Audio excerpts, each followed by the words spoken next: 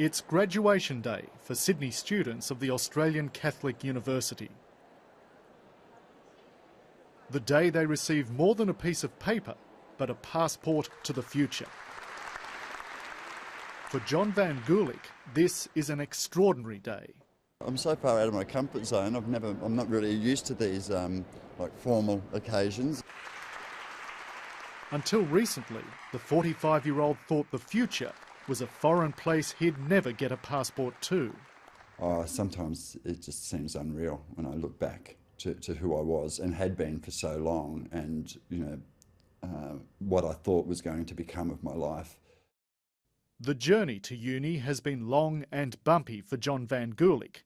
He left school and home at 13, headed for trouble. Wound up living in St Kilda at the age of 15 and started using heroin at the age of 15. And so from 15 to 40, I suppose I was just pretty much deeply entrenched in that lifestyle of addiction and crime and, yeah.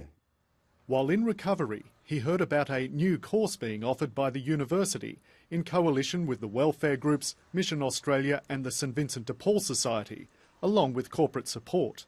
A course for the lost or the disadvantaged, where participants get back on track by studying humanities subjects, such as literature and art. I really didn't think I'd be able to do it, but I was keen to. I needed to stimulate myself and do something to get me connected back into the real world. And so I saw, well, this is a good opportunity to do that. It's really about re-engaging people within our community who, for one reason or another, have lost their way. Associate Professor Peter Howard is the coordinator of the Clemente Catalyst program. He sees it as a different way to help the disadvantaged help themselves. A lot of the courses that are out there at the moment are vocationally based courses, looking at trying to link people back into the labour market. And what we're doing here with a complete focus on humanities is trying to enable people to look at their own lives and their own issues and how they fit within community.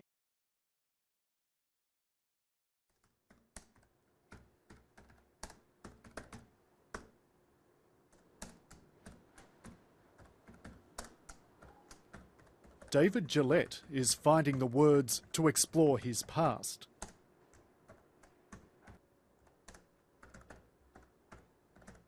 Not that he wants to go back there, rather he's writing this to move forward.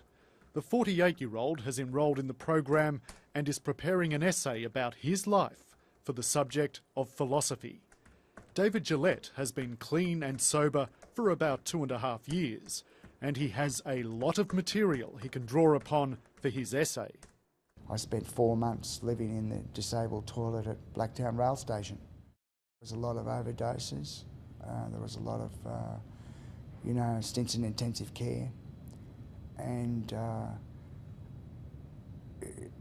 it was a very hard life. We're really looking at not philosophy, what meaning of life, but life itself and how it expresses itself. And we discussed in this class held at the Mission Australia Centre, David Gillette's life on paper and a dozen or so others become the discussion of the day. These are great stories, and it's great writing because there's something to say. You people have got something to say here. I was shocked by my story. Do you know what I'm saying? Yeah. Like, having lived it, but when I wrote it, and I feel removed from it now, it was a little confronting. It's a quite challenging, different way of viewing how you actually help people out of poverty and move them into different things, different opportunities and different possibilities. To Mission Australia's Anne Hampshire, most of those doing the course would have never found their way to the halls of higher learning. So it's important to bring higher learning to them.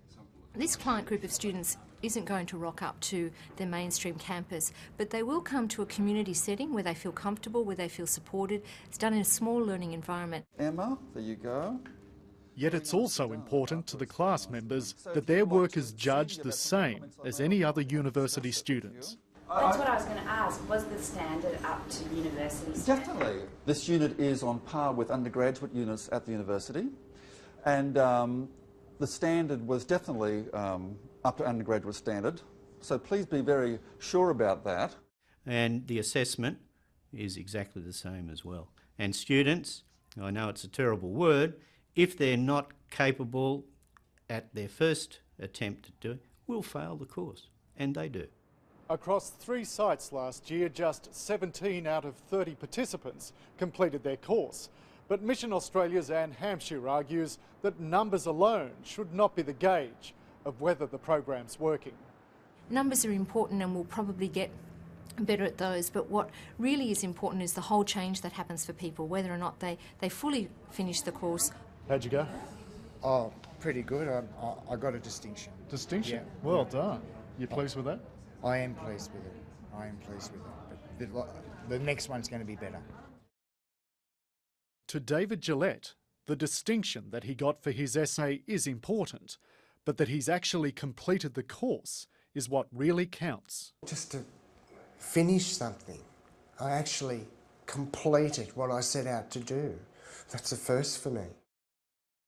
For John Van Gulik, completing the Clemente Catalyst program has meant a new beginning. Having earned a liberal studies certificate through the program, he's now studying for a Bachelor of Arts, majoring in English literature. Kindly turn around, sweet child. No, And he's fitting in to campus life.